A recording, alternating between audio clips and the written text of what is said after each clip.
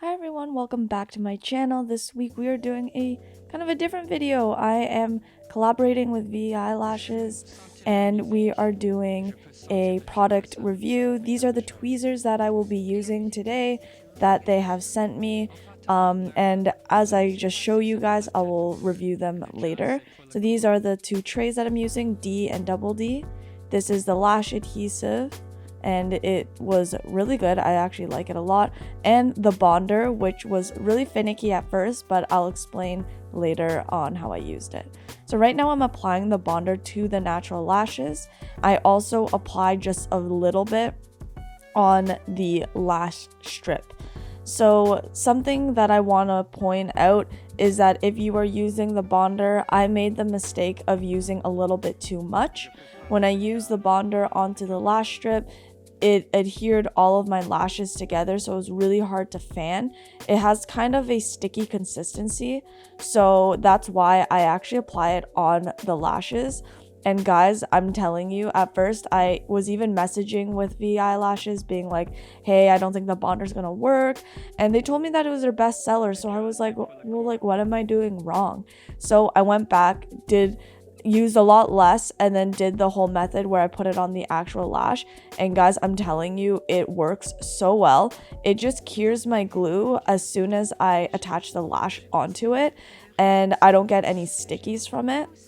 So just be careful about how much you're going to use, but if you use this properly, holy shit guys, like, it changed my game. Like, I actually now understand why it is their best seller. It was honestly amazing, and I'd probably get it again once I run out, but the bottle's quite large, so I feel like it'll last such a long time because I only used a little drop of it, like not even a drop. I would just stick my little cotton swab in the syringe, or not syringe, but the dropper, and applied it to my lashes, and it was like it worked wonders without having to use too much.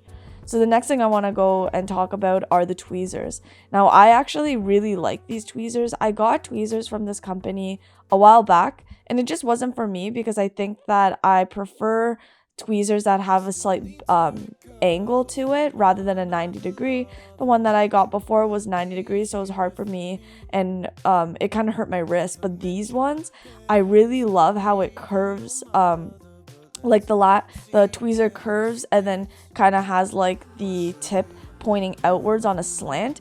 It's really great for directional placement and really allowed me to, not twist my arm in any weird or awkward ways. And also, I found that they were very pointy when I received them, so ripping them, or not ripping them, but pulling the lash off of that lash strip is extremely easy because the grip is immaculate. Also, guys, like, remember, when you're going to take care of your tweezers, you're going to want to put a rubber tip on it or have a tweezer case so that the quality of the tweezers stay sharp and high quality as long as possible. And then as for the isolation tweezers, super pointy, meaning that the isolation was really easy, especially because if you are going to add that bonder onto the natural lashes, I find that sometimes the natural lashes can stick together because, like I said before, sticky consistency. So having that pointiness for the isolation process makes it a lot easier, and it makes it so that I can isolate quicker as well. So that was something that I really enjoyed and really liked. Now, moving on to the adhesive. If you are a quick lasher, or I hope that makes sense, or if you're a person that lashes quickly, the glue is amazing. It dries very fast. The humidity has to be a little bit on the higher end. I believe it's like between 50 to 70. But when I was lashing using that adhesive, I found that it was such a fast drying time that I could work fairly quickly and I don't have to worry about stickies. So as for retention, I'm not too sure yet. I have to get feedback from my clients, but I do have a go-to glue that I still use.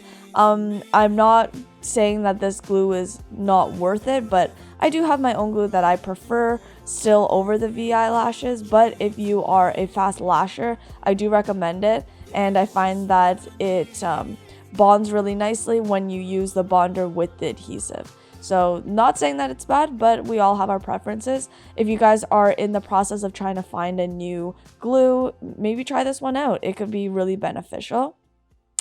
And also, guys, before I move on to anything else, you can use my code MAR10 and you will get 10% off if you purchase over $20. So they have a lot of different products, so I would recommend checking them out. And then lastly, the one that I want to talk about are the lashes themselves. The lash trays, guys, was my favorite product out of all of them.